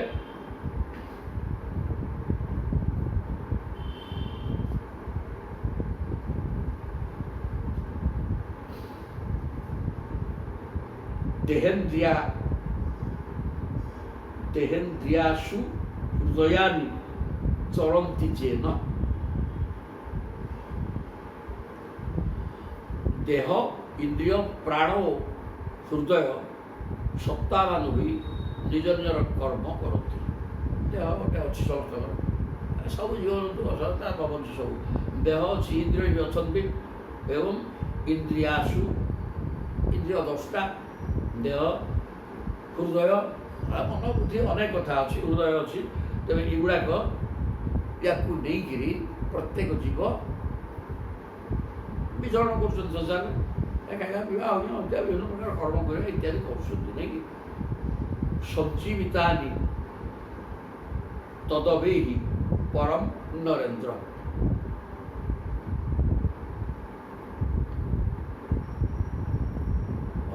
ନିଜର କର୍ମ ସମ୍ପାଦନ କରୁଛନ୍ତି ସେହି ପ୍ରଭୁଙ୍କୁ ଆପଣ ପରମ ସତ୍ୟ ତତ୍ତ୍ୱ ନାରାୟଣ ବୋଲି ଜାଣନ୍ତି।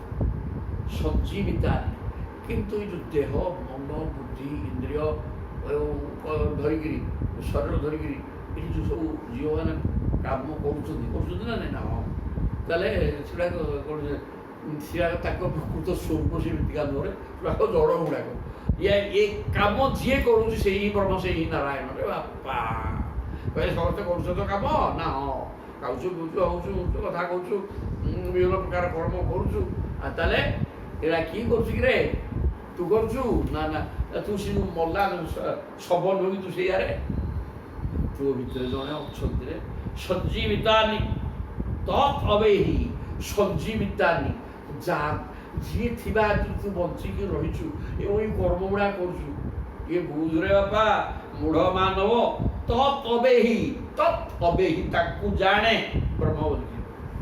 କାରଣ ଯେଠି ଜଣେ ହିଁ ଅଛି ଏଠି କିଛି ନାହିଁ ରେ ଏଗୁଡ଼ାକ ଯେଉଁ ଦୃଶ୍ୟମାନ ଜଗତ ଗୁଡ଼ାକ ନାହିଁ ଏଗୁଡ଼ାକ ସବୁ ଜଡ଼ ଗୁଡ଼ାକ ଜଡ଼ର ସ୍ଥିତି କ'ଣ କେବଳ ଜଣେ ଥିବା ହେତୁ ଏଗୁଡ଼ା ସବୁ ଅଛି ଜଣେ ଯିଏ ଅଛି ସେ ତା ଭିତରେ ଅଛି ନାଇଁକି ଅଛିଟା ଥିବା ହେତୁରୁ ତୁ ଏ ପ୍ରକାର କରୁଛୁ। ତେଣୁ ଯିଏ ରହିଥିବା ହେତୁରୁ ତୁ ବଞ୍ଚିକିରି ସବୁ କର୍ମ କରୁନୁ କି ସେଇ ତ ବ୍ରହ୍ମ ଆମର ଚିହ୍ନି ପାରୁନୁ କ'ଣ ଯିଏ ସୃଷ୍ଟି ସ୍ଥିତି ବିନାଶର କାରଣ ହେଇକିରି ମଧ୍ୟ କାରଣ ନୁହନ୍ତି କ'ଣ କୁହାଗଲା ଏବଂ ସେ ପ୍ରଭୁ ସୁଷୁପ୍ତି ଅବସ୍ଥାରେ ପ୍ରଳୟ ସ୍ୱପ୍ନ ଅବସ୍ଥାଟା ସୃଷ୍ଟି ଜାଗ୍ରତ ଅବସ୍ଥା ମାନେ ସଂସାରକୁ ଭଦ ଭାବରେ ସିଦ୍ଧି ପରିତ୍ୟାଗ କରି ଈଶ୍ୱରାଭିମୁଖୀ ହେବା ହେଲା ଜାଗ୍ରତ ଅବସ୍ଥା। ଇଏ ସବୁ ଏଇ ପ୍ରକାର ହେଉଛି। ତାପରେ ଶରୀର ଦେହ ମନ ଇନ୍ଦ୍ରିୟ ଏମାନଙ୍କୁ ନେଇ ଆମେ ଯେଉଁ ସବୁ କର୍ମ କରୁଛେ ସବୁ ଚଉରାଶୀ ଲକ୍ଷ ବିଭିନ୍ନ ଜାତିର ଜୀବଜନ୍ତୁ ଏଗୁଡ଼ାକ ଆମେ ମୃତ୍ତାର ଗୁଡ଼ାକରେ ଇ କାମ ଆମେ କରୁନେ। କେମିତି ହେଉଛି ନା ତା ଭିତରେ ଶକ୍ତି କରେଣ୍ଟ ଚାର୍ଜ ହେଇଯାଇଛି, ସବୁ ଜଳୁଛି, କିଏ ବ୍ୟବହାର ହେଉଛି ଇତ୍ୟାଦି। ଠିକ୍ ଆମେ ଚାଲିଛେ କେମିତି ଶକ୍ତି ପ୍ରଭୁ ତା ଭିତରେ ଚାର୍ଜ ହେଇଯାଇଛି, ସେଥିବାରୁ ଚାଲିଛି। ଯେତେବେଳେ ଚାର୍ଜ ସରିଯିବ ସରିଗଲା।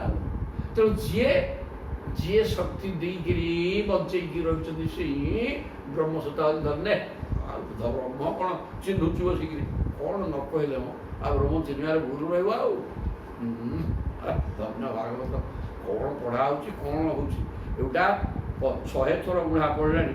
ଏ ପ୍ରକାର ଯେତେବେଳେ ଆସୁଛି ଓ ବୁଝି ହେଉଛି, ବୋଧେ ଏମିତି ମୁଁ ବୁଝିନଥିଲି। ଆଉ ଯେତେ ଥର ପଢ଼ା ବାପା ୟାକୁ ଆଉ 15 ଦିନ ପରେ ପଢ଼ିଲା ଆସିକି এই ପ୍ରକାର ଭାବ ଆସିବ ଏବଂ ମଣିଷ ମୁଁ ଏମିତି ବୋଧେ ବୁଝିନି। ଯେତେ ପଢ଼ିଲେ ଭାଗବତ ତୋଷ ନୋହିଲା ମୋର ଚିତ୍ତ, ଯେତେ ପଢ଼ୁଥ ସେ ସବୁ ନୂଆ ନୂଆ ଲାଗିବ ଏବଂ ନୂତନତ୍ୱ ହେଇକିରି ପ୍ରେମ ଆସିବରେ ଇଏ ଭାଗବତ।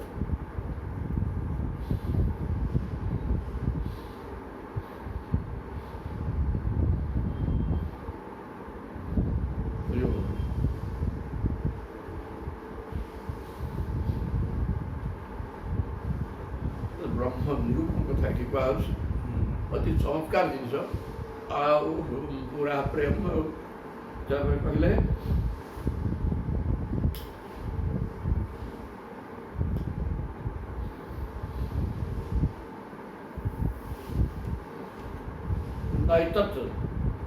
ନୈତତ୍ ମନଃ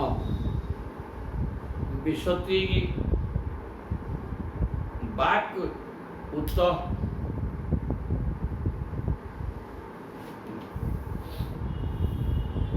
নৈতত মনু বিশতি বাগুত চক্ষুরাত্মা প্রাণেন্দ্রিয়াণি চ যথা নল মর্চিষ স্বহা শব্দোপি বোধ জনিষেধ তয়া আত্মমূল অর্থোক্ত মাহ যদ্রুতে ন নিষেধ সিদ্ধি। জয় জগন্নাথ। তারপরে কହୁଛନ୍ତି নৈতত মনঃ বিশতি বা উত চক্ষুরাত্মা। ଯେପରି ଅଗ୍ନିରୁ ହିଁ ସ୍ଫୁଲିଙ୍ଗ ଉତ୍ପନ୍ନ ହୁଏ, କିନ୍ତୁ ସେଇ ସ୍ଫୁଲିଙ୍ଗ ତାର ସ୍ୱରୂପ ଅଗ୍ନିକୁ ପ୍ରକାଶିତ କରିପାରେ ନାହିଁ। ଅଗ୍ନି ଏବଂ ଅଗ୍ନିକଣିକା, ସେ ଦୀପ୍ୟମାନ ଅଗ୍ନିଶିଖା ଗୋଟେ କାଠ ଚଟକିନି ଫୁଟିଗଲା, ଗୋଟେ ଗୁଲ ଆଗକୁ ପଳେଇ ଆସିଲା। ଉଭୟରେ ଅଗ୍ନିତ୍ୱ ମାନେ ଦାହିକା ଶକ୍ତି ଜଳିବା ଏବଂ ଆଲୋକ ଦେବା। କଣିକାଟା ଆଲୋକ ବି ଦେବନି, କିନ୍ତୁ ଆଲୋକ ଦେବା ହୁଏତ ସେ ଆଲୋକ ଜଳିଲା ଆଲୋକ ଦେଉଛି, ସେମିତି ଟିକିଏ ବି ଆଲୋକ ଦେବ। ଦୁଇଟା ଗୁଣ ତାର ଦାହିକା ଶକ୍ତି ଅଛି ଏବଂ ଆଲୋକ ଦେବ। ତେବେ ଦେଦୀପ୍ୟମାନ ଅଗ୍ନିଶିଖା ଯାହା କରିପାରିବ, ଏଇ ଗୁରୁଟା ତାହା କରିପାରିବ। ଦେଦୀପ୍ୟମାନ ଅଗ୍ନିଶିଖା ଭିତରେ ମାୟା ରୂପକ ଜଳକୁ ବୁଢ଼େଇଲେ ସିଏ ଜଳିଯିବ, ମାୟା ବୁଡ଼ିଯିବ ତା ଆଗରେ। କିନ୍ତୁ ଏଇ ଯେଉଁ ଗୁରୁଟା ନୁହଁ କି, ଇଏ ସେଇ ଜଳ ରୂପକ ମାୟା।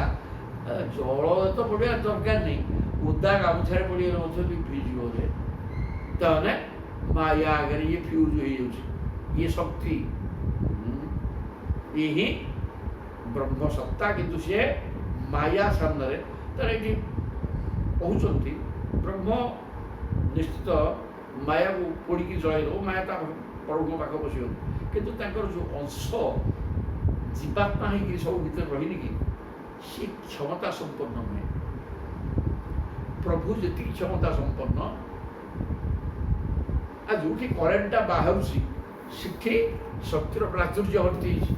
ସିଏ ଚାରିଆଡ଼େ ପୃଥିବୀଯାକ ବ୍ୟାପିଛି ତାର ମାଧ୍ୟମରେ। ଆଉ ସେଠି ଯେତିକି ସିଏ କାମ କରିବ ସେଠି ସାଙ୍ଗେ ସାଙ୍ଗେ ସବୁ ଠୋ ହେଇଯିବ, ଜଳିଯିବ। କିନ୍ତୁ ଇଏ ବିଳମ୍ବ ହବ, ଏଇ ତ କଥା। ଆଉ ଗୁରୁଟା ବାହାର ପ୍ରକୃତ ଅଗ୍ନିପୁଞ୍ଜ ଅଗ୍ନିଶିଖା ବା ଷ୍ଟୋର ଯେଉଁଟା ମୁଖ୍ୟ ଜାଗାକୁ ଖସିକିରି ପଳେଇ ଆସିଛି ସ୍ୱଳ୍ପ ଜିନିଷ, ତେଣୁ ସିଏ ଶକ୍ତିହୀନ ହେଇଯାଇଛି। କି ସୁନ୍ଦର କଥା। ଠିକ୍ ହେଲା। ଠିକ୍ ସେମିତି ଦେଦୀପ୍ୟମାନ ଅଗ୍ନିଶିଖା ଏବଂ ଅଗ୍ନି ସ୍ଫୁଲିଙ୍ଗ ତା ଭିତରେ ପ୍ରଭେଦ ଅଛି, କିନ୍ତୁ ଅଗ୍ନି ତ ସମାନ ହେଲେ ବି ଏଥିରେ ପାଣି କୁଢ଼େଇଲେ ଜଳିବ, ଇଏ ଓଦା ଗାମୁଛା ଉପରେ ପଡ଼ିଲେ ଲିଭିଯିବ, ପୁଣି ଶକ୍ତିହୀନ ହେଇଯିବ। ତେଣୁ ବାଗୁତ ଚକ୍ଷୁରାତ୍ମା କହିଲେ। ସେହିପରି ଏକମାତ୍ର ପରମାତ୍ମା ହିଁ ପାଣି, ନେତ୍ର, ପ୍ରାଣ, ଇନ୍ଦ୍ରିୟ, ଅନ୍ତଃକରଣ ମୂଳ ଆଧାର ଓ ପରମ ପ୍ରକାଶକ ହୋଇଥିଲେ ମଧ୍ୟ ଏସବୁ ନିଜର ମୂଳ ସ୍ୱରୂପ ସେହି ପରମାତ୍ମାଙ୍କର ବର୍ଣ୍ଣନା କରିବାକୁ ଅସମର୍ଥ। ଏଥିରେ ଆମ ଶରୀର ଭିତରେ ଶରୀର ଅଛି, ଇନ୍ଦ୍ରିୟ ଅଛନ୍ତି, 10ଟା ଇନ୍ଦ୍ରିୟ, ମନ, ବୁଦ୍ଧି, ପ୍ରାଣବାୟୁ ଅଛି, ମାନେ ବୁଝିପାରିବେନି। ଏ ସବୁଗୁଡ଼ାକ ସମସ୍ତେ ଅଛନ୍ତି। ବାକ୍ ଶକ୍ତି ଅଛି, ହଁ ସରିଗଲା, ଏଇ ଗୋଟିଏ ଅଧା ହେଇଛି, ତେଣୁ ସେ ବାକ୍ କଥା କହିବା ଶକ୍ତି ଆମ ପାଖରେ ଅଛି। କିନ୍ତୁ ଏ ବ୍ରହ୍ମ ପଦାର୍ଥ କେମିତି ଜିନିଷ, ଏଇଟା ଯେହେତୁ ବ୍ରହ୍ମ ପଦାର୍ଥ ବା ଦେଦୀପ୍ୟମାନ ଅଗ୍ନିଶିଖା, ଏ ଭିତରେ ସେ ଅଗ୍ନି ଶିଖା ହେଉଛନ୍ତି ପ୍ରଭୁ, ତା ଗୁଲଟିକ ଜୀବାତ୍ମା ୟା ଭିତରେ ଅଛନ୍ତି। ତେଣୁ ସେ ଗୁଲର ସ୍ୱରୂପ କ'ଣ? ସିଏ ଦେଦୀପ୍ୟମାନ ଅଗ୍ନିଶିଖା ନୁହେଁ, ତେଣୁ ସିଏ କିଛି ଜାଣିପାରୁନି। ମୁଁ କିଏ, ସେ କ'ଣ? ତ ମାୟା ଭିତରେ ପଶିଲେ ଲିଭି ଯାଉଛି, ଶକ୍ତିହୀନ ହେଇଯାଉଛି। ତେଣୁ ସିଏ ନିଜକୁ ଚିହ୍ନି ପାରୁନି, ବା ପରମାତ୍ମା ଭଗବତ ସତ୍ତା ବା ବ୍ରହ୍ମ ସତ୍ତାଟା କ'ଣ ଜିନିଷ କିଏ କହିବ? ତା ଚୈତନ୍ୟ ଶକ୍ତି କହିବ। କିନ୍ତୁ ସେ ଚୈତନ୍ୟ ଶକ୍ତି ଆମ ଭିତରେ ରହୁଛନ୍ତି, ସେ ମାୟାର ପ୍ରଭାବରେ ଗୁଲଟିଏ ତ ମାୟା ଓଦା କନା, ତେଣୁ ତା ଭିତରେ ପଶିଯିବାର ସେ ବୁଝିପାରୁନାହାନ୍ତି। ମୁଁ କିଏ, ସେ ବ୍ରହ୍ମସତ୍ତା କ'ଣ, ସେ କ'ଣ କରିପାରିବ? ତେଣୁକରି ଏସବୁ ମନ, ବୁଦ୍ଧି, ଇନ୍ଦ୍ରିୟ, ପ୍ରାଣବାୟୁ ଦ୍ୱାରା ବଞ୍ଚୁଛେ ଶରୀର, ଏସବୁ କେହି ଏଗୁଡ଼ା କ'ଣ ମୋ ଶରୀର ଘରେ ବୁଝିବେ କି? ମନ ବୁଦ୍ଧି ବୁଝିବ ତ, କିନ୍ତୁ ଏମାନେ ମଧ୍ୟ କେବଳ ମାଇକ ଜିନିଷକୁ ବୁଝୁଛନ୍ତି। କାହିଁକି ନା ୟା ଭିତରେ ଯଦିଓ ପରମାତ୍ମା ବା ବ୍ରହ୍ମସତ୍ତା ଅଛନ୍ତି, ଜୀବାତ୍ମା ହେଇକିରି ସେ ଶକ୍ତିହୀନ ହେଇଯାଉଛନ୍ତି ମାୟାର ପ୍ରଭାବରେ, ଯାହାଫଳରେ ମନ, ବୁଦ୍ଧି ବ୍ରହ୍ମ ବୁଝିବା ଜିନିଷ ପାଇପାରୁନି। ଆଉ ଯେଉଁମାନେ ବୁଝୁଛନ୍ତି ନା, ସେ ହବ ତ ଯେଉଁମାନେ ଯାହା ମନ, ବୁଦ୍ଧି ମାୟା ଭିତରେ ଜଡ଼ିତ ହୋଇକି ରହୁଛି, ସିଏ ତାକୁ ସେଇ ତ ଖେଳୁଟା ପ୍ରଭୁଙ୍କର। ମୋତେ କିଏ ନ ବୁଝନ୍ତୁ, ସଂସାରରେ ଯେମିତି ବୁଝୁଥିଲା, ସଂସାରଟା ମୋର ଥାଉ, ଖେଳ ମୁଁ ଦେଖୁଥିବି। ତେଣୁ ଏମାନେ ଯଦିଓ ସେ ପ୍ରଭୁ ଯାହା, ଇଏ ଯେଉଁ ଗୋଲଟା ତାହା ଅଗ୍ନି ତ ସମାନ, କିନ୍ତୁ ଏ ମାୟା ଭିତରେ ଆବଦ୍ଧ ହୋଇ ଏ ସାଂସାରିକ କର୍ମ ଜଞ୍ଜାଳ ମାତୁଛି ଏବଂ ସଂସାର ଭିତରୁ ରସ ଆସ୍ୱାଦନ ସଦାବେଳେ ଆନନ୍ଦ ଚାହେଁ। କାରଣ ଆନନ୍ଦ ବୟକଠାରୁ ସୃଷ୍ଟି ହେଇଛି, ସମସ୍ତଙ୍କର ଆନନ୍ଦ ତେଣୁ ଦରକାର, କିନ୍ତୁ ସଂସାରରେ ଆନନ୍ଦ ଶବ୍ଦ ରହୁନି, ସୁଖ ଦୁଃଖାତ୍ମକ ସଂସାର। ଏବଂ ଏଇ ଯେଉଁ ମନ, ବୁଦ୍ଧି, ଇନ୍ଦ୍ରିୟ ଗୁଡ଼ାକ କ'ଣ କରୁଛନ୍ତି ନା, ବିଷୟଟା ଭିତରେ କିଛି ଗୋଟେ ଅଛି, ୟାକୁ ଭୋଗ କଲେ ଠିକ୍। ଆଉ ଏଥିପାଇଁ ହିଁ ଆମେ ସୃଷ୍ଟି ହେଇଛେ, ଏ କଥା ଚିନ୍ତା କରିଦେଉଛୁ। କାହିଁକି ନା ଯେଉଁ ପ୍ରଭୁଙ୍କର ସତ୍ତା, ବ୍ରହ୍ମ ସତ୍ତାଟା ଶକ୍ତି ସମ୍ପନ୍ନ ହେଇକିରି, ଅତ୍ୟଧିକ ଶକ୍ତି ସମ୍ପନ୍ନ ହେଇକି ରହୁନି। କିନ୍ତୁ ସିଏ ଶକ୍ତି ସମ୍ପନ୍ନ ହେଇଯିବେ, ପ୍ରଭାବ ପକେଇବେ ଯେତେବେଳେ ମନ, ବୁଦ୍ଧି ଜାଗ୍ରତ ହେଇଯିବେ। ସେ ଜାଗ୍ରତ ହଉନାହାନ୍ତି, ସିଏ ବୁଝୁଛନ୍ତି ଏ ସଂସାରଟା ସବୁ ଠିକ୍, ୟା ଭିତରେ ଅନ୍ୟ ଏକ ଭୋଗ୍ୟ ପଦାର୍ଥ ଅଛି ଏବଂ ୟାକୁ ଭୋଗ କରିବା ପାଇଁ ମୁଁ ସୃଷ୍ଟି ହେଇଛି ରେ। ଏମନ୍ତ ବୁଝୁଥିବା ହେତୁରୁ ଇଏ କିଛି ଆଉ ବୁଝୁନାହାନ୍ତି, ଆଉ ପ୍ରଭୁ ଥିଲେ ମଧ୍ୟ ଜାଣିପାରୁନାହାନ୍ତି। ଶବ୍ଦୋପି ବୋଧକ ନିଷେଧତୟା ଆତ୍ମମୂଳ, କୌଣସି ଯଥାର୍ଥ ଆମେ ସମ୍ପୃକ୍ତ ଅର୍ଥ ବୁଝିବା କଥା, ବୁଝୁଛେ, କିନ୍ତୁ ମାୟା ଦ୍ୱାରା ଏ ସଂସାର ବନ୍ଧନ ଭିତରେ ପଡ଼ି ମଣିଷ ଏ ପ୍ରକାର ଜାଗତିକ ବସ୍ତୁ ପ୍ରତି ଆକୃଷ୍ଟ ହେଇକି ରହୁଛି, ସେ ଭଗବତ ସତ୍ତାକୁ ଆଦୌ କିଛି ବୁଝିପାରୁନି। ନିଷେଧତୟା ବୋଧକ ନିଷେଧତୟା। ପ୍ରଭୁ ହେଲେ ବୋଧ ଶକ୍ତି ବା ଜ୍ଞାନ ଶକ୍ତି ଆନନ୍ଦମୟ। ସେ ଆନନ୍ଦ ଅନୁଭବ କରିବା ବ୍ୟବସ୍ଥାଟା ୟା ପାଖରେ ନିଷେଧ ହୋଇଯାଉଛି। ସିଏ ଜାଣିପାରୁନି, କାହିଁକିନା ଏ ମାୟା ଦ୍ୱାରା କି ପ୍ରକାର ମାୟା ବନ୍ଧନରେ ପଡ଼ିଯାଉଛି। ସ୍ୱଳ୍ପ ଶକ୍ତି ଆଉ ଯେଉଁଠି ମାୟା ଜଳିଯିବ, ଯାହା ପାଖରେ ମାୟା ଠିଆ ହେଇପାରିବନି, ସେଇଠି ଏ ଅଳ୍ପ ଟିକେ ହେଇଥିବା ହେତୁ ମାୟା ତାକୁ କାବୁ କରିଦେଉଛି। ଅର୍ଥୁତ୍ତମାହ ଯଦୃତେ ନ ନିଷେଧ ସିଦ୍ଧି,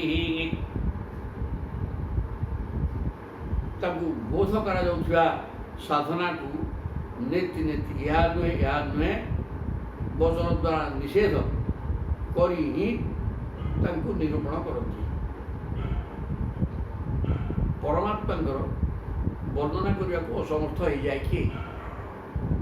ମନ ବୁଦ୍ଧି ଭିତରେ ଯିଏ ଶରୀର ଧରିକି ରହୁଛନ୍ତି, ସେ ପରମାତ୍ମା ବ୍ରହ୍ମ ପଦାର୍ଥକୁ କିଛି ଆଉ ଜାଣିପାରନ୍ତି ନାହିଁ। କାହିଁକିନା କ'ଣ କରନ୍ତି, ଯଦି କିଏ ତାଙ୍କୁ ବତେଇଲା ତାକୁ ଶୁଣିବେ ଏମିତି ସବୁ କଥା, ସେ ସହଜରେ ବି ଧରିପାରିବେନି। କାରଣ ବିଷୟଟା ଅନୁମାନ ଜ୍ଞାନ ସମସ୍ତଙ୍କର ହେଇଯିବ। ଅନୁମାନ ଜ୍ଞାନ ନୁହେଁ, ଅନୁଭବ କରିବାକୁ। ଅନୁଭବଟା ସହଜ ନୁହେଁ, ତାହା ବହୁ ସାଧନା, ଜନ୍ମାନ୍ତର ସାଧନା। ବର୍ତ୍ତମାନ ପ୍ରବଳ ଇଚ୍ଛା, କେବଳ ଗୋଟିଏ ଇଚ୍ଛା, ପ୍ରଭୁ ତୁମକୁ କେମିତି ଚିହ୍ନେଇବି। ଗୋଟିଏ 2 ନମ୍ବର ଇଚ୍ଛା ରହିଲା। ଏ ପ୍ରକାର ଇଚ୍ଛା ରଖିକିରି ଯଦି ଆଗେଇବ, ତାହେଲେ ପ୍ରଭୁ ତୁମକୁ କହିବେ ନାହିଁ ଗୋଟିଏ ଚିତ୍ତ କିଛି ଜାଣିପାରିବ। କିଛି ଜାଣିବାର ଏମିତି କହୁଥିଲେ ବି ଲୋକ ବୁଝିପାରିବ। ଏ କଥା ପରଦିନ ଦେଲି କହି କାଲିକି ଆଉ ଲୋକ କିଏ ଆସିବାର ନାହିଁ। କେତେ ଜଣ ଥିଲେ, କେତେ ଜଣ କିନ୍ତୁ ଛୁ ସଂଖ୍ୟାରେ ଥିଲେ। ଯିରା କହିଗଲା କିଛି ବସିଥିଲେ ମଧ୍ୟ କିଏ ଘୁମଉଛି, କିଏ ଏଇଠି ବସିଛି ସଂସାର ବଜାର ଚିନ୍ତା କରୁଛି। ବୋଇଲେ ମନ ଭାଗବତ ପଢ଼ାରେ ନାହିଁ, ଏହାକୁ ଶୁଣିବାର ନାହିଁ। ଏ ସଂସାର ଚିନ୍ତାରେ ରହିଲା, କିଛି ହେବନି। ସେମନ୍ତ କିଛି ହେବ ନାହିଁ। ଟିକେ ବସ, ଧ୍ୟାନର ସହିତ ଶୁଣିବା ବ୍ୟବସ୍ଥା କର, ଯେମିତି ଆନନ୍ଦ ପାଇବ। ଭଗବାନ ବି ସବୁ କିଛି। ତେବେ ଏଇସବୁ ପାଠ କାରଣ ଅନ୍ୟକୁ ନିଷେଧ କରି ନା ଏଇଟା ନାହିଁ, ଇଏ ବ୍ରହ୍ମ ନୁହଁ, ସିଏ। ତେଣୁ ବ୍ରହ୍ମକୁ ଲୋକ ଦରାଣ୍ଡୁଛି। କିଛି ନ ବୁଝିଲେ କ'ଣ ଭଗବାନ କେଉଁଠି ଅଛନ୍ତି, କେମିତି କ'ଣ କେହି ସତ ହେଲା 1000 କେମିତି 3 ଜଣ 2 ଜଣ ତ ଚିନ୍ତା କରୁଛନ୍ତି, କିନ୍ତୁ ସେ ପାଇପାରୁନାହାନ୍ତି। କାହିଁକି ନା ଏ ମାୟା ଏତେ ଭୟଙ୍କର ଯେ ସବୁ ବ୍ରହ୍ମ କିଏ? ସେ ଏ ଭିତରେ କିଏ ସେ ବ୍ରହ୍ମ? ତାହେଲେ ଏ ଜଗତ ଭିତରେ ସେ ଗୋଟିଏ ଗୋଟିଏ କହୁଥିବ ମନ ବ୍ରହ୍ମ। ନା ନା, ମନଟା କ'ଣ, ମନଟା ଚହଲା ପାଗଳଟା କ'ଣ ସେ ଜାଣୁଛି ଯେ ବ୍ରହ୍ମ ଇଏ। ବ୍ରହ୍ମ ତ ସର୍ବଜ୍ଞ, ଜ୍ଞାନମୟ, ଆନନ୍ଦମୟ। ମନରେ ଆନନ୍ଦ କାହିଁ? ତା ମୁହଁ ଶୋଇକିରି ବସିଛି, ମନ ସଦାବେଳେ ଦୁଃଖିତ। ନା, ଇଏ ନୁହଁ ଆତ୍ମା। ଏମିତି ସବୁ ନାହିଁ ନାହିଁ ସାଂସାରିକ ସମସ୍ତ ବସ୍ତୁ ଆତ୍ମା ବୋଲି କୁହାହେବ। ପ୍ରମାଣ କରାଯିବ ଯେ ନା, ଇଏ ବ୍ରହ୍ମ ପଦାର୍ଥ ନୁହେଁ। ବ୍ରହ୍ମ ହେଲେ ସଚିଦାନନ୍ଦମୟ, ଜ୍ୟୋତିର୍ମୟ, ତାଙ୍କ ସ୍ୱରୂପ ଅଲଗା। ଏସବୁ ନୁହଁ। ଗୋଟିଏ ଗୋଟିଏ କଟି କଟି ଯିବେ, ନେତି ନେତି ନେତି ନୁହେଁ ନୁହେଁ। ବେଦ ବି ବର୍ଣ୍ଣନା କରିପାରୁନାହାନ୍ତି। ଆଉ ଇଏ କ'ଣ କହିବ ମଣିଷ? ଏମିତି ହେଇକିରି ସବୁ ନାହିଁ ସରିଗଲା ପରେ ଯିଏ ରହନ୍ତି ଆଉ ନାହିଁ କରି ହେବନି। ହଁ, ଇଏ ଅଛନ୍ତି, ସେ ହିଁ ବ୍ରହ୍ମ ହେବେ। ତେଣୁ ସବୁକୁ ନିଷେଧ କରି ଚାଲିଲେ ଶେଷରେ ଯେଉଁ ବସ୍ତୁ ରହିଯାଏ ତାକୁ ନିଷେଧ କରି ହେବ ନାହିଁ, ସିଏ ହିଁ ବ୍ରହ୍ମ ପଦାର୍ଥ। ଏଇଟାକୁ ଅନ୍ୱେଷଣ କରିବା ଏ ଜୀବାତ୍ମା ପକ୍ଷରେ ସମ୍ଭବପର ହେଉନି। କି ତାକୁ ଅନୁଭବ କରିପାରୁନାହାନ୍ତି। ଅନୁଭବ କଲେ ମିଠା ଆସିବ ଏବଂ ପାଗଳ ହେବ, ସେ ଭିତରେ ପଶିବ। ଅନୁଭବ ନହେଲା ପର୍ଯ୍ୟନ୍ତ ହିଁ ବ୍ରହ୍ମସତ୍ତା କାମ କିଛି ହେବାର ନାହିଁ। ଏଠି ରଖିଦେବା ପାଠ, ତାପରେ ବୁଝିବା। ଏ ତ କିଟିକିଟିଆ ପାଠ ତ ବ୍ରହ୍ମ ନିରୂପଣ କ'ଣ ପାଠ କ'ଣ ନା କ'ଣ? ବ୍ରହ୍ମ କ'ଣ ଜିନିଷ?